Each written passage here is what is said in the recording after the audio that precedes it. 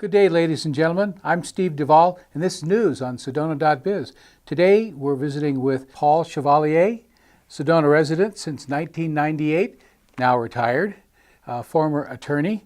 And Paul's been involved in this issue with the school board and what's happening with Yavapai College. So we've got a mountain of material to go through today. We probably won't get through it all, but I'm pleased to have you here and pleased to talk to you about a subject that's so dear to everybody. So welcome, Paul. How are you today? Good. Thanks, Steve.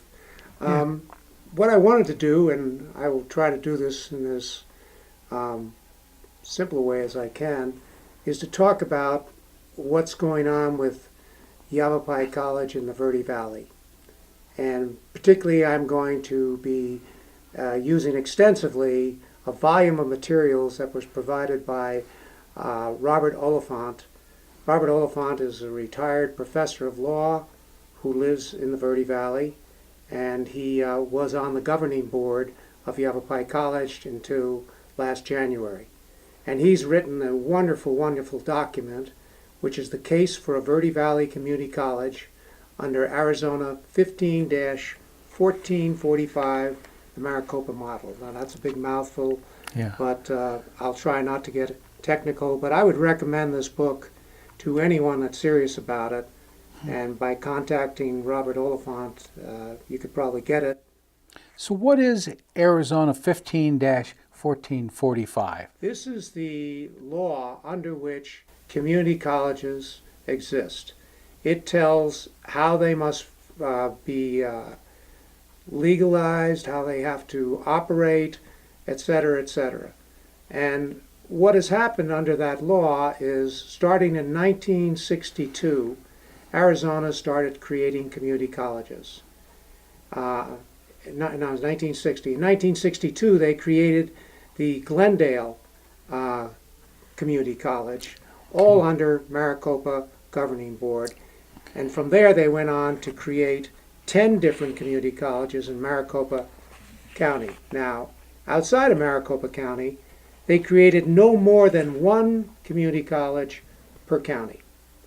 And the point of this whole document is to get 2 community colleges in our county, one for our side of the mountain and the other for the west side of the mountain. Well, you know, I could see how that would work for an area that's flat, a big city, for example, like Phoenix.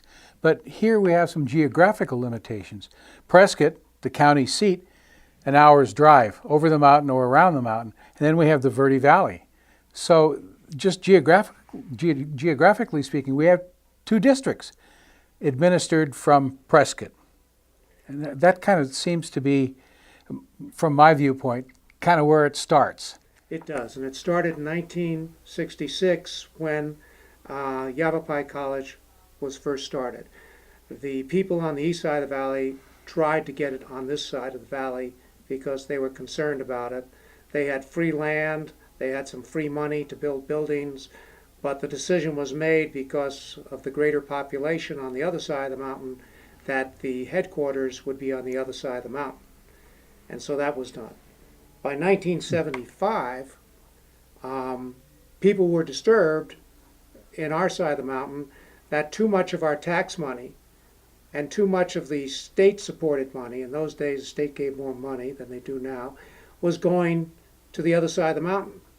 2/3 of the population is basically on the other side of the mountain, and 1/3 is on our side.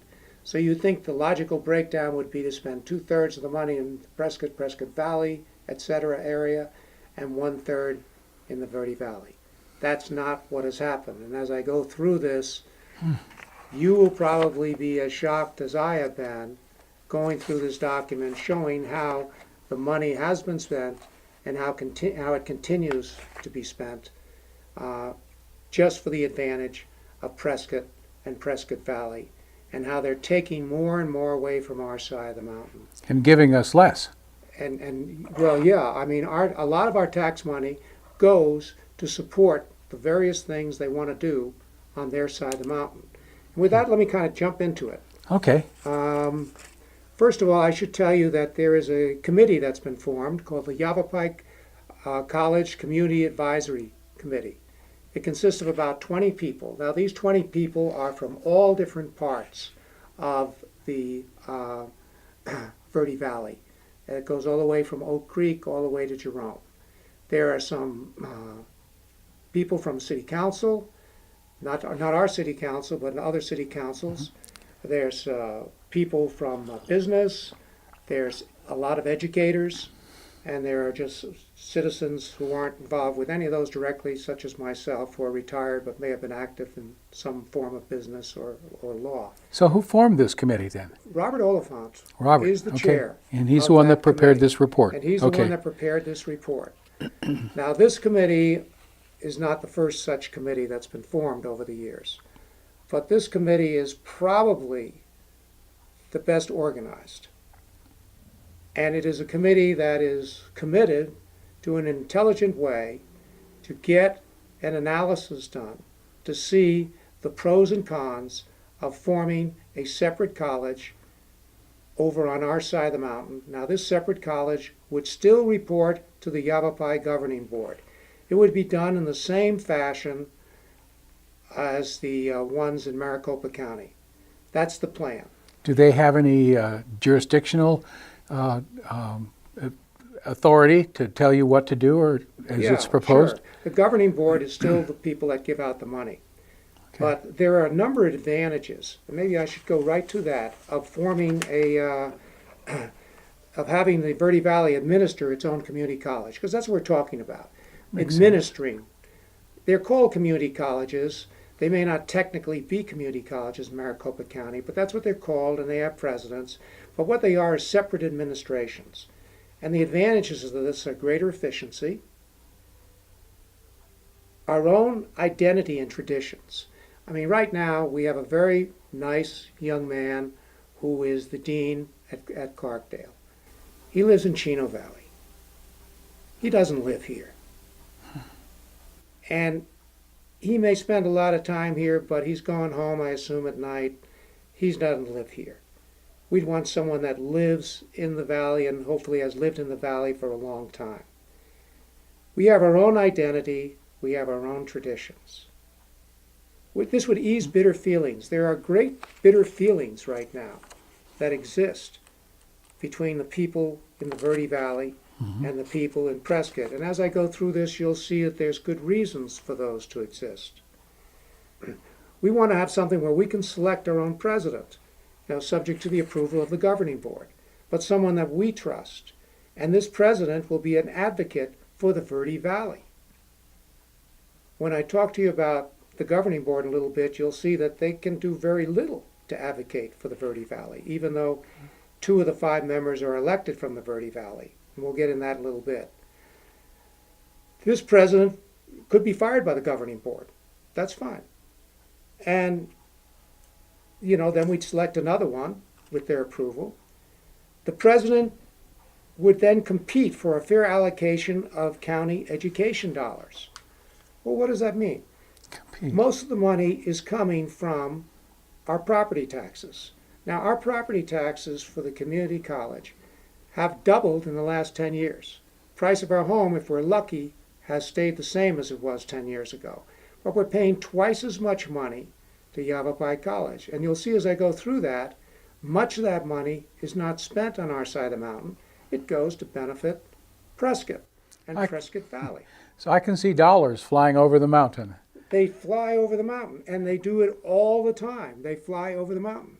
And this district here, if there was a district, right, Right. in the Verde Valley, doesn't really have any say-so about that. We have no Yeah. say-so. Yeah. And what we're saying, under the law, we would still be under the governing board of the Verde Valley, but we'd have a lot more say.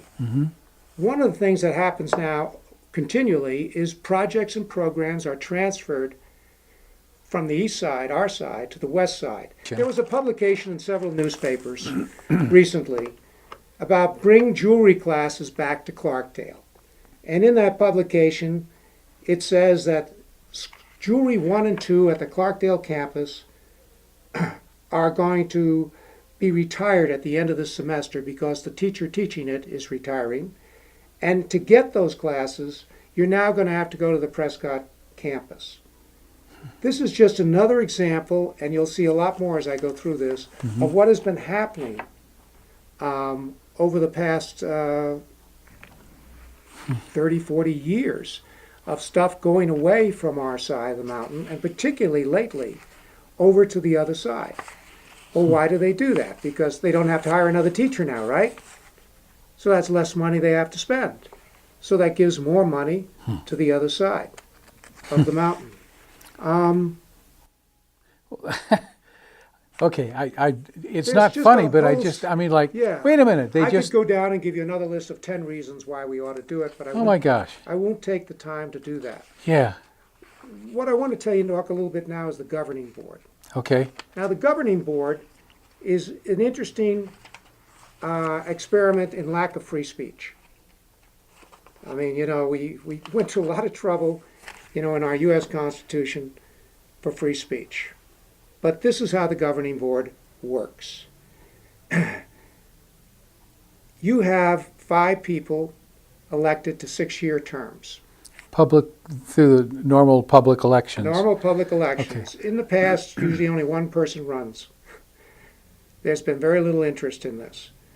And those 5 people are elected for 6-year terms. And they're supposed to represent the 5 districts of the county. Now, how do they represent it? An issue comes before them. Remember, 3 of these 5 come from Prescott. 2 come from the Verde Valley areas. But 3 of them come from Prescott. So a subject comes up, and serious discussion is discouraged outside of the monthly board meetings. So at the board meeting, you can have serious discussion, but outside of it, it's discouraged. Would that have anything to do with the open meeting law? No, I mean, this is something where a member of it is discouraged from going back to his constituents and saying, this is what I believe, this is what I'm going to fight for. That's discouraged. They don't want you to do that. They want you to come to the meeting, and then when a vote is taken, they use something that is called the Carver Model. And under the Carver Model, it says that a dissenting member is never again to raise the question that caused him or her to dissent. The board will appoint one person as its spokesperson, and only that person can discuss the vote. The theory is that the board speaks with one voice, well, which means it speaks with the Prescott voice. So if you're not from Prescott, you want to do something on our side of the mountain, maybe once in a while you might get agreement, but in reality, as you're going to see as I go through this, it doesn't happen often. This is clearly anti-democratic.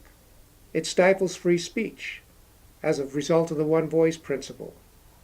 And it actively prevents board members from gaining relevant information outside the college operation.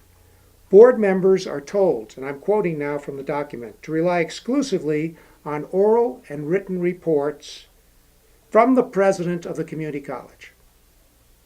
Board members are actively discouraged from attending functions where faculty may be present. They may not sit in on classes. They're not invited to speak at most public events and cannot make any recommendations or suggestions that might be considered operational. In other words, the president runs this place. And so what does that do? That means that we don't hear what these people think when they think that we're being treated unfairly. They're stuck.